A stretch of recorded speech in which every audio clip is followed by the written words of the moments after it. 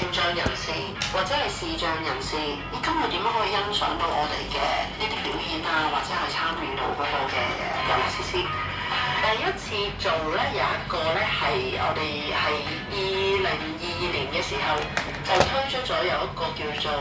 藝術通達嘅一個計劃，其實係同香港展能藝術會咧去做合作嘅。其實點樣嚟咧？有一次我都係參與一啲香港嘅一個觀眾啦，我係一個觀眾咯，去睇一啲嘅表演。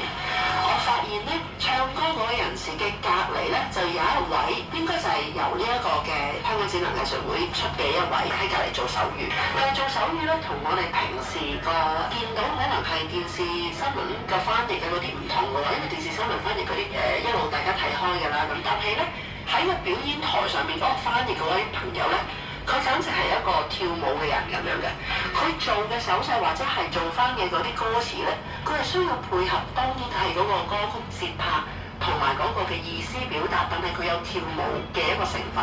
我係好欣賞就係話，哇，好犀利喎咁樣。呢一方面，咁我哋自己團隊可唔可以都即係參考去做下呢啲嘢咧？我哋大家都係個表演嘅一個舞台。咁當然唔係淨係我去推動啦，因為原來我哋自己部門啊，或者係我哋表演嗰邊娛樂事務部嘅朋友咧，都係有好多呢種嘅想法，大家就不謀而合啦，一拍即合。